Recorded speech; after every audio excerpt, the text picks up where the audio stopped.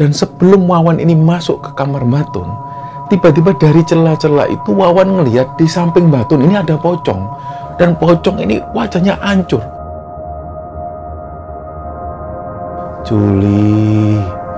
Juli, langsung mengkorok aku Mas, langsung merinding. Aku cepet-cepetan, terus aku keluar. Lah kok ternyata di atas atap itu ada pocong berdiri, wajahnya hancur.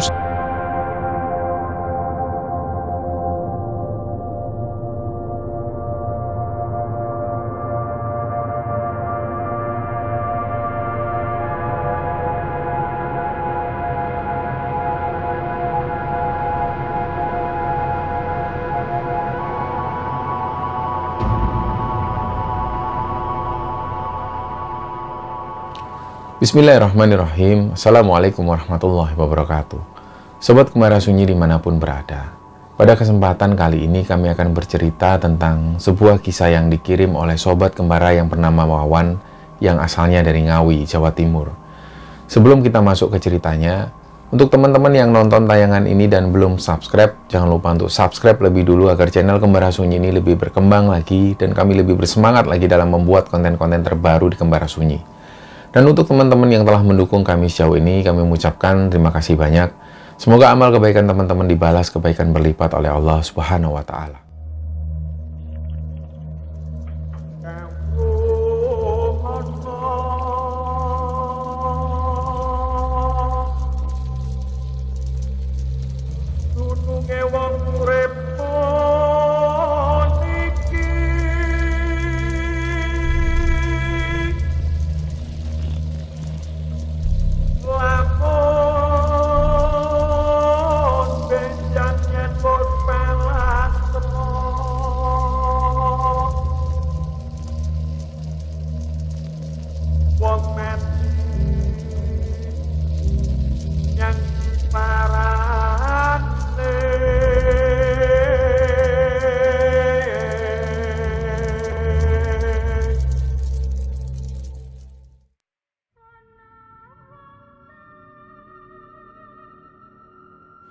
Ya, untuk episode kali ini ada cerita kiriman yang dikirim oleh Sobat Kembara. Dalam cerita ini dia minta semua nama disamarkan, termasuk nama dia sendiri. Jadi Sobat Kembara ini kita panggil dengan panggilan Wawan. Wawan ini sebenarnya aslinya dari Ngawi, Jawa Timur. Tapi dari kecil dia dan kedua orang tuanya pindah ke Jambi. Karena waktu itu kedua orang tua Wawan ini kerja di sebuah perusahaan kayu lapis yang ada di Jambi sana. Dan singkat cerita, sampai Wawan ini duduk di kelas 3 SMP, ibunya meninggal. Nah, beberapa tahun kemudian, tepatnya waktu itu Wawan pas waktu dia duduk di kelas 3 SMA, ayahnya ini menikah lagi. Dan waktu itu ayahnya memutuskan untuk bangun rumah di sana dan menetap di sana. Jadi pada waktu itu Wawan sudah punya pikiran ketika nanti dia lulus SMA, dia akan cari kerja di Jakarta. Karena di Jakarta dia punya paman dan bibi yang biasa dia panggil dengan panggilan Pak Lek dan Bule. Jadi di sana tinggallah Pak Lek dan Buleknya Wawan. Wawan rencananya akan tinggal di rumah buleknya itu dan kemudian kerja di Jakarta. Jadi benar di tahun 2014, pas Wawan ini sudah lulus SMA, dia pun berangkat ke Jakarta. Dari sana dia sudah mulai cari-cari kerja. Dan pada akhirnya, di akhir tahun 2014 itu dia kerja di sebuah apotek dan dia diposisikan di bagian kasir. Nah, berbulan-bulan kemudian sampai menginjak tahun 2015, buleknya Wawan ini cerita ke Wawan. Jadi waktu itu pas dia lagi pulang kerja, buleknya cerita, "Wan, Mbah Tun itu lagi sakit habis kecelakaan." Nah, Mbah Tun ini adalah neneknya Wawan. Di Ngawi itu Wawan masih punya kakek dan nenek. Jadi kakeknya biasa dipanggil dengan panggilan Mbah Min, yang waktu itu usianya sudah sekitar 90 tahunan lebih.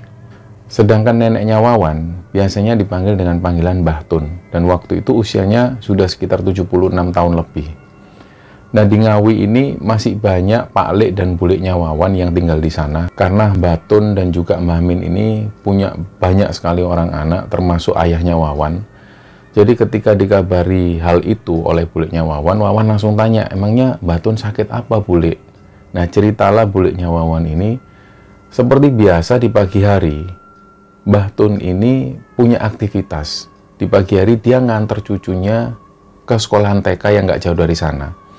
Nah, kebetulan di depan rumah Mbah Tun itu ada jalan yang cukup untuk 2 mobil. Jadi pagi itu pas Mbah Tun nganter cucunya, tiba-tiba ada segerombolan anak-anak SMA yang waktu itu juga berangkat ke sekolah. Mereka naik motor, nggak tahu mungkin mereka ini ngebut atau gimana. Dan waktu itu mereka ini nabrak Mbah Tun, dan Mbah Tun langsung jatuh seketika itu juga. Jadi mengetahui hal ini, warga kampung langsung membawa Mbah Tun ke rumah sakit. Dan setelah di rumah sakit beberapa lama, Mbah Tun pun kembali pulang ke rumah. Nah, di sinilah Buleknya Wawan ini mengabarkan ke Wawan, Mbah Tun itu setelah kecelakaan ini, kata orang-orang, Mbah Tun ini sering lupa ingatan, Wan. Terus ini rencananya Bulek sama Pak Lek mau ke Ngawi. Kalau mungkin kamu ada waktu, kamu ikut, Wan. Kamu kan sudah lama nggak pulang ke Ngawi. Karena pada waktu itu Wawan ini masih kerja nggak terlalu lama di apotek itu. Jadi dia nggak bisa. Dia ngomong ke Pak Lek dan Buleknya, maaf Bulek, ini aku belum bisa cuti. Karena masih kerja di sini beberapa bulan. Oh ya sudahlah, nggak apa-apa, Wan. Jadi Bulek sama Pak Lek aja yang ke Ngawi, kamu jaga rumah. Ya sudah Bulek. Berangkatlah Pak Lek dan Buleknya ini ke Ngawi. Sekitar 7 harian. Nggak lama setelah itu mereka pun kembali ke Jakarta. Barulah di sini Wawan dapat cerita lagi. Ternyata pas waktu Buleknya Wawan ke Ngawi, beliau itu tahu sendiri apa yang terjadi dengan Mbah Tun di sana. Jadi posisi Mbah Tun ketika sakit, beliau ini lebih sering tiduran di tempat tidur. Dan waktu itu ada beberapa hal yang menurut Buleknya ini aneh. Mbah Tun itu benar-benar nggak ingat dengan anak-anaknya sendiri, bahkan cucu-cucunya. Dan Mbah Tun ini lebih sering manggil mereka dengan panggilan emak. Siapapun itu, entah anaknya, cucunya, tetangganya. Ketika ketemu dengan Mbah Tun selalu manggil mereka dengan panggilan emak. Nah, termasuk Buleknya Wawan ini sendiri. Pas waktu beliau datang pertama kali ke Ngawi, beliau ketemu dengan Mbah Tun ini dipanggil dengan panggilan emak. Mak, kowe iki sopo? Kamu ini siapa? Nah, padahal ini adalah anaknya sendiri. Nah, dari situ Buleknya Wawan sudah merasa memang Mbah Tun ini memang sudah ada yang aneh. Apa memang beliau ini sudah terlalu tua atau gimana?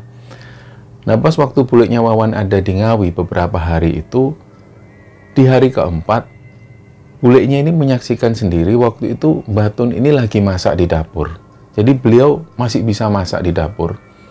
Dan ada pemandangan aneh. Jadi pas Mbah Tun masak, tiba-tiba sambal yang diulek Mbah Tun ini dicampur sabun colek. Nah, otomatis langsung Buleknya Wawan ini kaget. Loh, Mbah ini masak apa? Mbah Tun ini masak apa? Loh, nyambel. Buat anak-anak yang ada di sini. Loh, kenapa kok sambalnya dicampur sabun colek? Loh, ini sabun colek toh? Yo iya toh, Mbah. Walah, tak kira terasi tadi.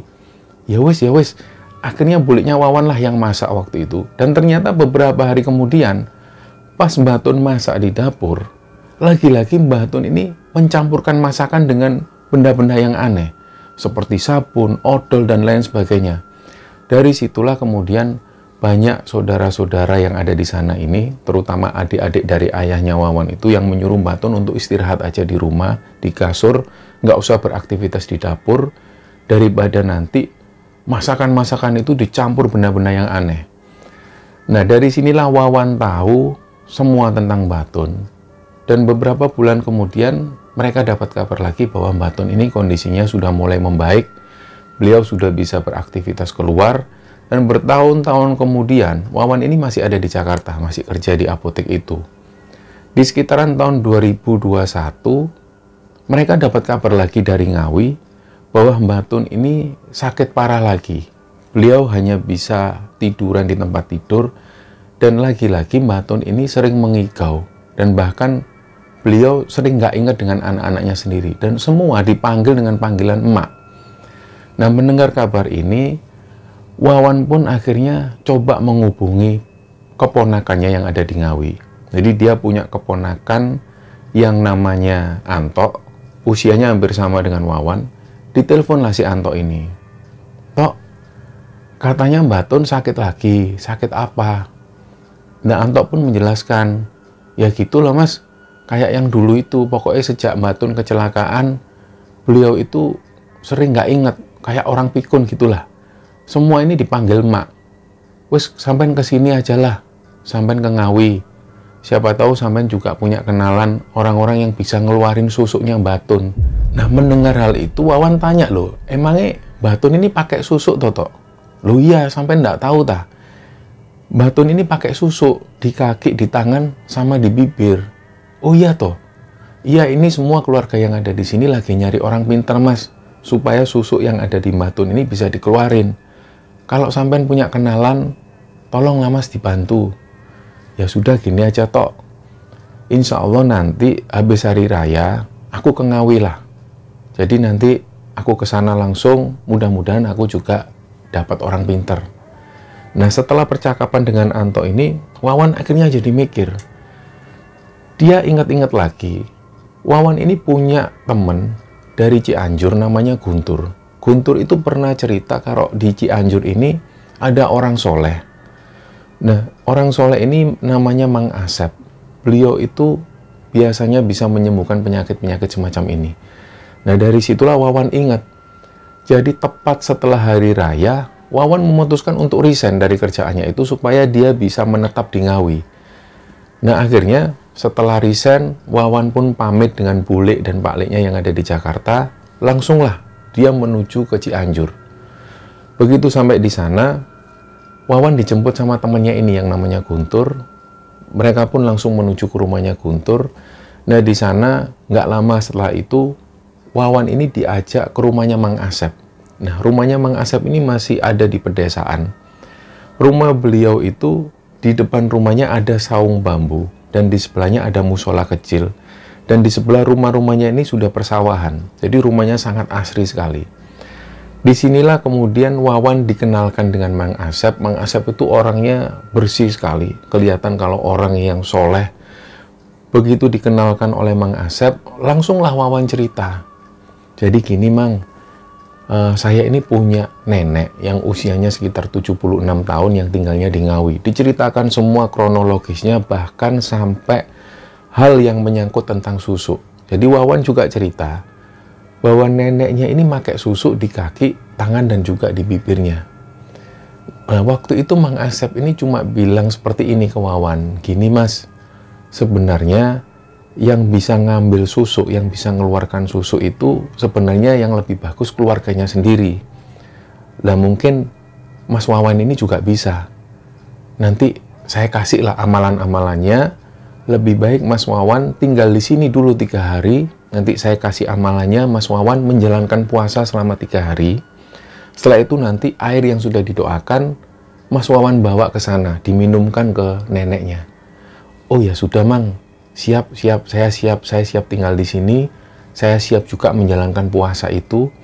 Dan Mang Asep ini bilang, tapi ini puasanya puasa mute. Apa Mas Wawan siap? Siap. Buat nenek saya siap. Saya jauh-jauh datang ke sini supaya nenek saya bisa sembuh. Oh ya sudah. Nah, setelah obrolan itu, Wawan ini dijamu oleh Mang Asep. Jadi Mang Asep itu orangnya baik sekali. Dia dikenalkan juga dengan istrinya Mang Asep. Mereka makan enak waktu itu.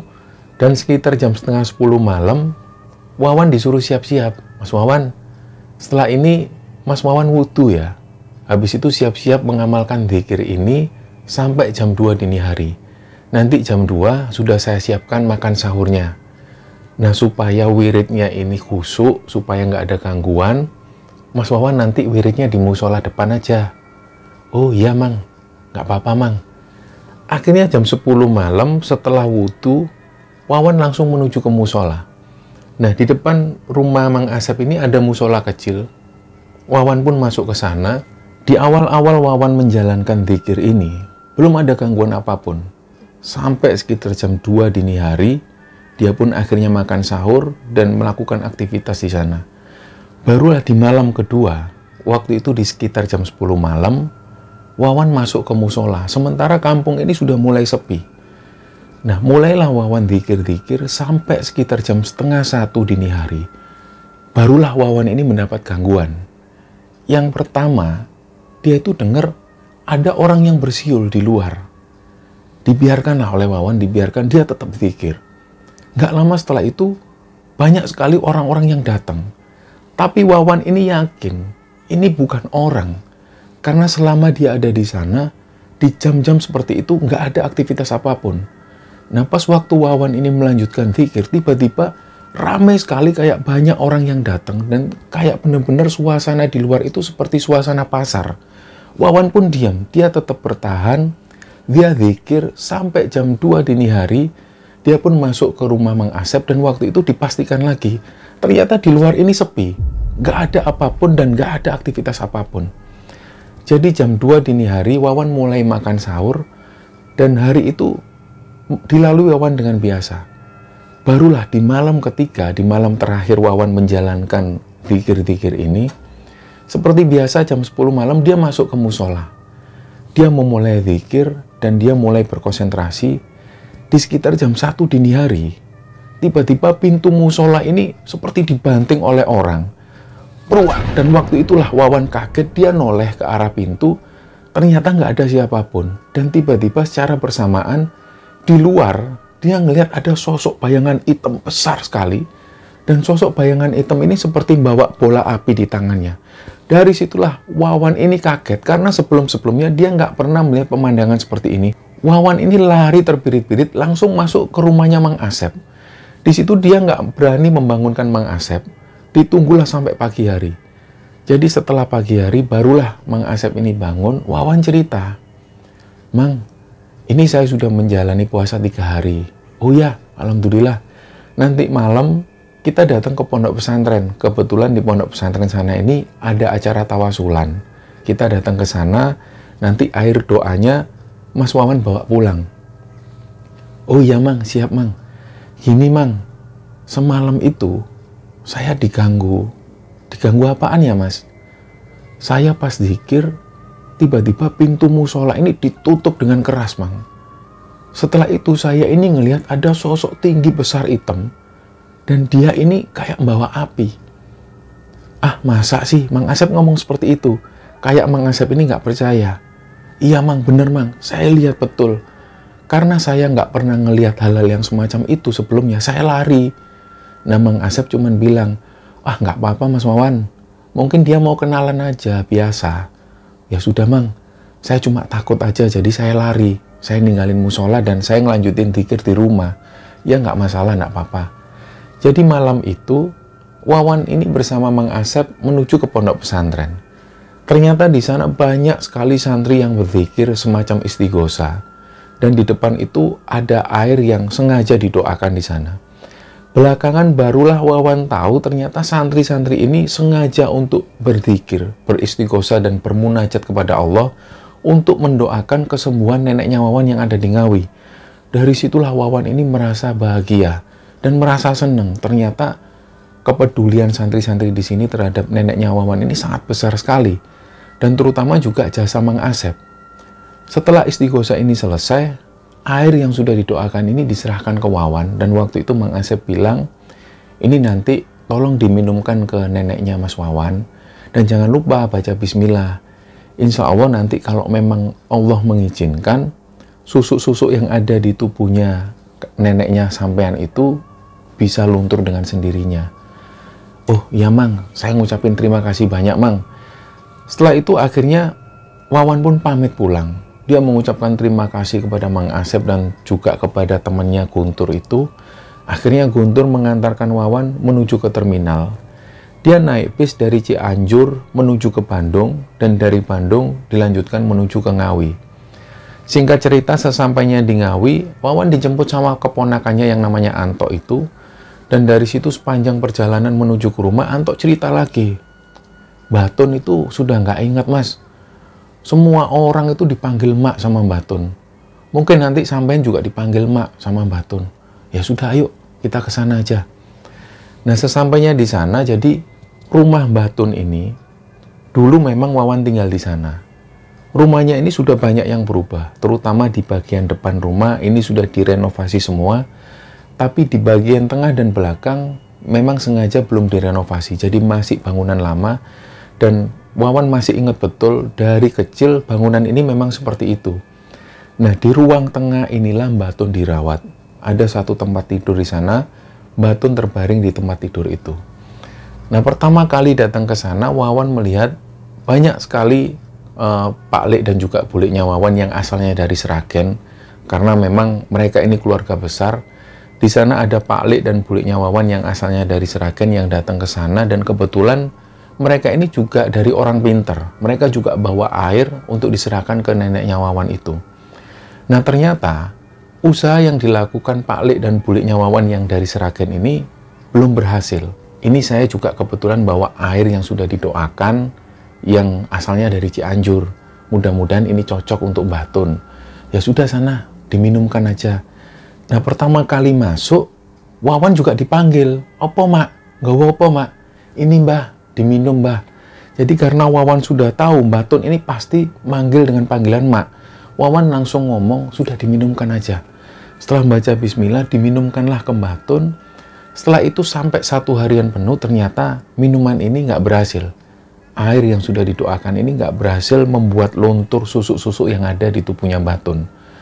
Setelah itu mulailah mereka berpikir lagi, dan Wawan mulai tinggal di sana. Nah, pertama kali tinggal di sana, banyak sekali keanehan-keanehan yang dialami Wawan. Yang pertama karena Mbak Tun ini selalu manggil Wawan dan juga orang-orang lain dengan panggilan mak. Dan Mbak Tun ini sering berkata-kata jorok, sering miso-miso. Wasu, lo kok jaran? Wali kabeh, wasu. Sering seperti itu, dan beliau ini sering teriak-teriak sendiri di tengah malam. Jadi hari itu Wawan sudah mulai terbiasa. Dan malam itu ketika Wawan pertama kali tidur di sana, dia dipanggil. Mak Tun ini teriak-teriak.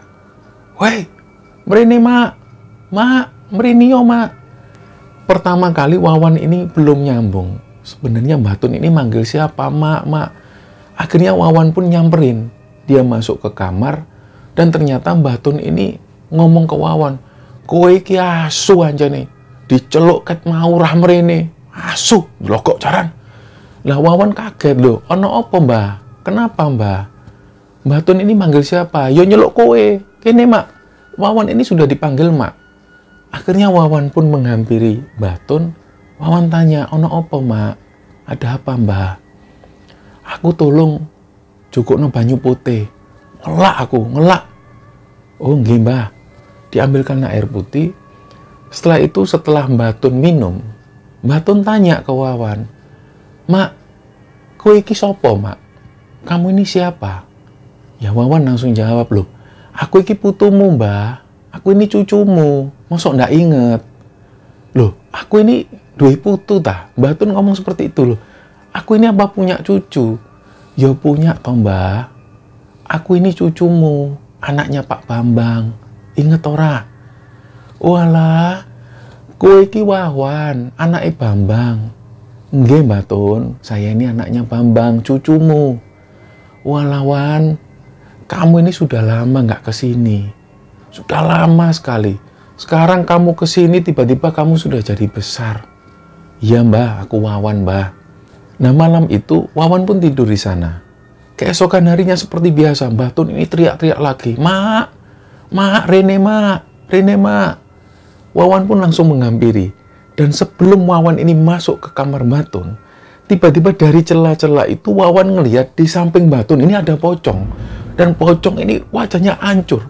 Jadi Wawan nggak jadi masuk kamar, dia langsung manggil keponakannya. Tok. Ada pocong di kamarnya Mbak Tun, Tok. Wih, yang bener mas, sampean mas. Iya Tok, serius Tok, ngapain aku bohong? Coba kamu lihat Tok. Nah di kamar Mbak Tun ini nggak ada pintu. Jadi hanya tertutup kelambu kain. Akhirnya Antok ini pun masuk. Ternyata pas Antok masuk, pocong yang tadi dilihat Wawan ini sudah nggak ada lagi. Dari situlah Antok ngomong ke Wawan, Mas, gak ono mas, nggak ada pocong. Tapi aku tadi lihat Tok, ada pocong Tok. Persis dia ini tidur di sampingnya Mbak Tun. Ya sudahlah mas, wes ayo kita di depan aja lah. Nah, sampai malam hari, Jadi sekitaran jam 7 malam, Anto ini pergi ke kamar kecil. Kebetulan toilet mereka itu ada di luar rumah. Nah, setelah Anto keluar menuju ke toilet, tiba-tiba Anto ini balik dengan wajah ketakutan dan agak lari-lari kecil. Otomatis Wawan tanya, loh kenapa Tok? Kamu kok kayak ketakutan gitu? Wes Mas, mendingan tak cerita nih, besok aja tak ceritain. Kenapa sih Tok? Wes, besok aja Mas. Wedih aku Mas, takut aku Mas. Keesokan harinya, barulah Anto cerita. Wawan tanya ke Anto, Tok, semalam itu kamu kenapa? Kok kayak ketakutan? Walah Mas, semalam itu pas aku ke toilet. Aku ini masuk ke toilet, aku kencing kayak biasa. Tiba-tiba aku ini denger dari luar, kayak ada suara, tak dengerin terus. Nah tiba-tiba suaranya itu gini Mas, Juli, Juli, Juli. Langsung mengkorok aku Mas, langsung merinding. Aku cepet-cepetan, terus aku keluar. Lah kok ternyata di atas atap itu ada pocong berdiri, wajahnya hancur sampai aku nggak kelihatan. Aku lari Mas, langsung ketakutan Mas. Bener-bener nggak sanggup aku. Dari situlah akhirnya Wawan ini ngomong ke Anto, Tok, jangan-jangan pocong yang kamu lihat itu pocong yang kemarin tidur di sampingnya Mbak Tun. Waduh, nggak tahu Mas. Aku jadi merinding kalau pergi ke toilet Mas. Nah, beberapa hari kemudian, Wawan dan Anto ini lebih sering melihat penampakan pocong. Dan banyak sekali suara-suara yang aneh yang mengganggu mereka. Nah, seperti biasa malam itu, Mbah Tun ini teriak-teriak lagi. Nah, seperti biasa Wawan masuk. Kenapa Mbah? Mak, kueku diceluk kok gak rene-rene. Merene Mak, aku harap ngomong Mak. Nah, Wawan pun akhirnya menghampiri Mak Tun. Wawan tanya, kenapa Mbah, ada apa lagi Mbah? Mak, tolong Mak, radio iku setelan. Aku kepingin ngrungokno tembang. Jadi si Mbah Tun ini pengen dengerin tembang-tembang Jawa. Nah, di samping tempat tidur Mbah Tun itu ada lemari es yang sudah rusak. Dan di sampingnya lagi ada radio. Jadi waktu itu Wawan pun langsung nyetel radio. Dan mulailah dia nyetel tembang-tembang Jawa. Nah, Wawan ini masih sempat nemenin Mbah Tun di situ. Dan Mbah Tun itu terlihat menikmati tembang-tembang Jawa ini. Dan beberapa kali Mbah Tun ikut nembang. Jadi di situ Wawan ngelihat Mbah Tun ini seneng banget. Nah, nggak lama setelah itu Wawan keluar kamar dan dia pun tidur di ruang tamu. Keesokan harinya, seperti biasa, Mbah Tun ini teriak-teriak lagi. Mak, Rene Mak, Rene Mak. Wawan masuk lagi ke kamarnya Mbah Tun dan Wawan tanya, minta apa Mbah? Aku cukupno banyu putih ngelak aku. Aku mari melaku-melaku diajak kliwon. Nah, Wawan kaget. Kliwon sopo Mbah? Yo kliwon, aku iki mau diajak-ajak melaku ambek kliwon. Pegel kabeh aku ngelak saiki, cukupno banyu putih. Ya, Mbah Tun ini minta diambilkan air minum dan beliau ini mengaku bahwa beliau ini baru saja diajak jalan-jalan oleh sosok yang namanya kliwon. Waktu itu Wawan nggak tahu yang dimaksud Mbah Tun kliwon ini siapa. Wawan nggak tahu. Setelah diambilkan air putih, Wawan pun keluar. Dan di situ kebetulan ada Mbah Min, suami dari Mbah Tun. Wawan pun tanya, Mbah Min, ono apa le? Tadi itu Mbah Tun minta air minum. Terus kok Mbah Tun ini bilang katanya capek. Beliau kehausan karena baru aja diajak jalan-jalan sama kliwon. Kliwon itu siapa toh Mbah? Mbah Min ini suami Mbah Tun jawab, yo kliwon itu Pak Likmu, sudah lama meninggal. Jadi ternyata kliwon yang dimaksud Mbah Tun ini sebenarnya adalah Pak Liknya Wawan yang sudah lama meninggal. Dulu kliwon ini sempat dilahirkan oleh Mbah Tun dan masih bayi kliwon ini meninggal. Nah, pengakuan dari Mbah Tun, beliau ini diajak jalan-jalan oleh sosok yang namanya kliwon yang sebenarnya adalah Pak Liknya Wawan yang sudah lama meninggal. Nah, di sini Wawan tanya lagi, Mbah, tadi itu aku sempat mijetin kakinya Mbah Tun. Terus Mbah Tun itu meso-meso, dia marah-marah ke aku katanya sakit, kakinya sakit. Terus aku pindah, tangannya yang tak pijitin. Kok ternyata aku ini dimarah-marah lagi, aku dipisu-pisui, asu dan lain sebagainya. Emangnya kenapa toh Mbah? Wawan tanya ke Mbah Min. Mbah Min jelasin lagi, gini loh Wan, Mbah Tun itu dia pakai susuk di bagian kaki, di tangannya juga pakai susuk, dan di bibirnya itu dia juga pakai susuk. Maklumlah orang dulu itu sering pakai susuk Wan. Nah disinilah Mbah Min cerita, dulu di masa-masa muda, orang-orang zaman dulu ini sering masang susuk untuk kekuatan kaki mereka. Terutama juga Mbah Tun ini. Karena Mbah Tun aktivitasnya dari rumah menuju ke pasar yang jaraknya sekitar 8 kilo. Dan beliau harus membawa gabah dengan berat sekitar 20 kiloan. Jadi Mbah Tun ini sengaja pasang susuk di bagian kaki supaya kuat. Di tangan Mbah Tun ini juga dipasang susuk supaya beliau kuat ngangkat gabah dan ngangkat benda-benda lainnya. Dan di bibir Mbah Tun itu juga dipasang susuk. Karena Mbah Tun ini juga merupakan pedagang.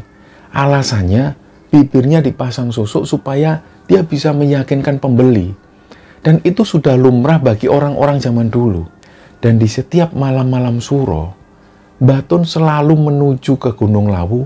Beliau naik ke atas dan mandi di Sendang Derajat dan melakukan ritual-ritual tertentu. Dari sinilah kemudian Mbah Tun ini dipasang susuk. Jadi di atas Gunung Lawu inilah susuk Mbah Tun itu dipasang. Dan yang masang itu adalah orang yang punya kemampuan lebih. Beliau asalnya dari Seragen. Dan itu dilakukan di setiap malam satu suro. Nah, yang membuat susuk Mbah Tun ini susah untuk dikeluarkan, karena orang yang masang susuk ini sudah lama meninggal. Dan beberapa orang-orang pinter lainnya sudah nggak mampu untuk mengeluarkan susuk dari Mbah Tun. Nah, beberapa hari setelah itu, ada buliknya Wawan yang juga tinggal di rumah itu. Biasanya Wawan manggil buliknya ini dengan panggilan Mbak Sri. Karena usianya relatif lebih muda dari bulik-bulik yang lain. Seperti biasa Mbak Sri ini masuk ke kamarnya Mbah Tun. Beliau ini biasanya membersihkan badannya Mbah Tun atau biasa disebut dengan nyekoh. Jadi sore itu Mbak Sri ini membersihkan badannya Mbah Tun seperti biasa. Tiba-tiba Wawan dan juga Anto ini dengar Mbak Sri ini teriak, "Ya Allah, astagfirullahaladzim, ya Allah Wan, ya Allah Wan." Nah Wawan dan Anto yang waktu itu ada di ruang tamu kaget. Mereka berlarian masuk ke kamar Mbah Tun dan posisi Mbak Sri ini nutup matanya. Dia ketakutan, "Wan, tolong Wan." "Loh kenapa Mbak? Ada apa Mbak?" "Wan, aku ndelok pocong Wan. Ono pocong nang kono Wan. Wes ayo minum dulu, minum. Ojo takut, minum dulu." Mbak Sri ini pun keluar menuju ke ruang tamu. Setelah Mbak Sri tenang, barulah Mbak Sri cerita. Jadi waktu itu Mbak Sri cerita, pas waktu beliau ini membersihkan badannya Mbah Tun, tiba-tiba kayak Mbak Sri ini ada yang merhatikan. Begitu Mbak Sri noleh ke arah kiri, tiba-tiba Mbak Sri ini ngelihat ada pocong yang wajahnya hancur. Dari situlah Mbak Sri ini ketakutan. Dan Wawan tanya, "Itu bener tak Mbak, sampai ini ngeliat pocong?" "Sumpah Wan, sumpah aku ngeliat pocong Wan, wajahnya hancur gak karuan." Nah Wawan langsung ngeliat ke arah Anto, "Kok ya sama? Pocong ini wajahnya kok bener-bener sama-sama hancur." Dari situlah Anto dan Wawan percaya, karena mereka semua juga ngeliat pocong yang sama, wajahnya hancur. Nah keesokan harinya, ada lagi omnya Wawan yang namanya Om Hari ini datang. Beliau ke sana membawa satu orang ustadz. Jadi ustadz ini akan melakukan ruqyah kepada Mbah Tun. Nah, datanglah Om Hari bersama ustadz tersebut. Jadi semua waktu itu menyaksikan proses ruqyah dari Mbah Tun. Pertama kali si ustadz tersebut ini megang kakinya Mbah Tun. Ustadz ini bilang, "Mbah, nun sewu nggih Mbah, saya pegang kakinya." Mbah Tun ini teriak-teriak, "Goblok, loro goblok asu, sikilku loro kabeh. Aduh yo." Jadi di situ semua melihat Mbah Tun ini kesakitan. Ketika dibaca-bacakan ayat-ayat ruqyah, Mbah Tun itu teriak kesakitan dan sambil mesu-mesu. Beberapa keluarga yang ada di sana ngomong ke Mbah Tun, "Mbah, nyebut toh Mbah, nyebut Mbah, ojo mesu-mesu Mbah. Ojo ngomong jorok-jorok, nyebut." Barulah Mbah Tun ini nyebut, "Ya Allah, ya Allah, ya Allah, ya Allah." Barulah proses ruqyah ini terus dilakukan. Gak lama kemudian satu persatu dari mereka ini keluar dari kamar Mbah Tun. Sementara proses ruqyah ini masih terus dilakukan. Setelah hampir 1 jam, barulah Om Hari dan juga Ustadz ini keluar dari kamar. Beliau ini bawa jarum-jarum emas. Ada sekitar 4 jarum emas yang dibawa oleh ustadz tersebut. Dan mereka ini bilang, ini alhamdulillah susuknya sudah bisa dikeluarkan. Alhamdulillah. Nah, semua yang ada di sana ini senang. Karena bertahun-tahun lamanya keluarga Mbah Tun ini sebenarnya menginginkan susuk Mbah Tun ini supaya bisa keluar. Ternyata baru hari itu susuk Mbah Tun ini bisa dikeluarkan. Semua akhirnya ikut senang, termasuk Wawan. Nah, setelah hari itu, keesokan harinya, Mbah Tun ini masih teriak-teriak. Mak, mak. Wawan pun menghampiri. Karena Wawan tidur nggak jauh dari tempat tidur Mbah Tun. Jadi yang pertama kali dengar suara Mbah Tun selalu Wawan dan Antok. Jadi Wawan langsung menghampiri. Kenapa Mbah? Nyuwun opo? Minta apa? Mak, aku jukukno banyu putih mak, ngelak mak. Aku mari melaku ado ambek Kliwon. Aku habis jalan-jalan jauh sama Kliwon. Diambilkanlah air putih oleh Wawan. Waktu itu jam 12 malam. Setelah Wawan ngasih minum ke Mbah Tun ini tanya ke Wawan, iki jam piro toh mak? Wawan pun jawab, jam kali welas mbah, jam 12. Jam rolas opo? Jam 12 malam mbah. Loh, jam 12 malam toh? Tak kira si isu iki mau le. Loh, Wawan juga heran. Kok manggil le? Biasanya manggil mak. Gak lama kemudian, Mbah Tun ini ngomong sekali lagi. Ya wis nek ngono le. Tolong setelno tembang-tembang iku ya mak. Lah Mbah Tun ngomong sekali lagi dengan panggilan mak. Jadi Wawan bingung. Tadi manggil mak, sempet manggil le. Sekarang manggil mak lagi. Ya sudahlah. Radio ini dinyalakan. Dan mulailah tembang-tembang Jawa ini diputer. Seperti biasa Mbah Tun ini ikut menyanyikan tembang-tembang Jawa itu. Ternyata keesokan harinya Mbah Tun ini manggil lagi. Mak, merene mak. Wawan pun ke sana. Mak, jukukno banyu putih mak, ngelak mak. Aku mari diajak melaku ambek Kliwon, aku dijak mulai. Loh, dijak mulai neng ndi mbah? Diajak pulang kemana? Ya mulai neng omaku.